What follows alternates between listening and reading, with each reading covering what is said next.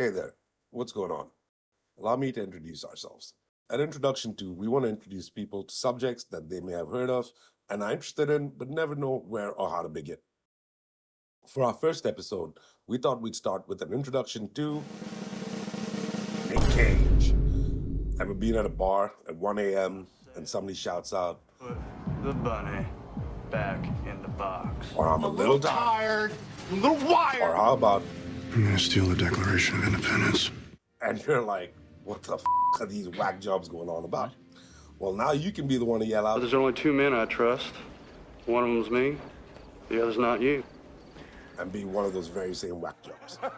On that note, let's get you intro to the Cage. Start with Raising Arizona. A young Cage with a hairline in its prime plays a goofy ex-con who, along with his wife, played by Holly Hunter, steals a baby. I'll be taking these Huggies and whatever cash you got. This movie was written and directed by the Coen Brothers, throw in John Goodman, and wham, instant 80s comedy classic. Never thought I'd miss the 80s. What the happened? Anyway, moving on. We have The Rock. Remember, young ones, great spy movies never get old. Making shit go crash, boom, bang is fun.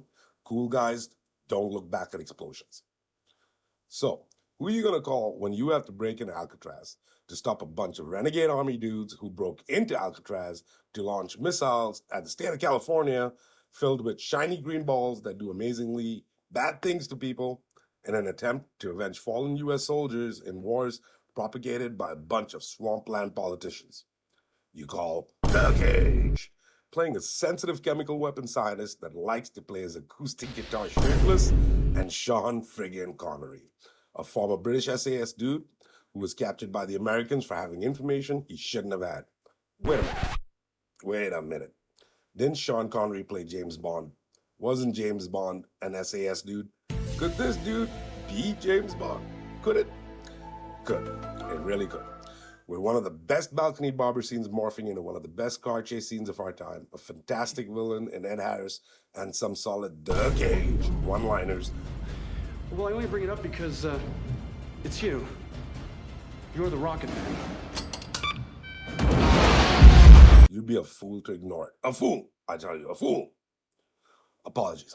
I got carried away, channeling my inner Cage. And in closing, and harking back to feeling a little wired and a little tired, welcome to Gone in 60 Seconds. Before Vin Diesel decided to rip off the Cage, there was the Raines brothers, Randall and Memphis Raines, La Familia.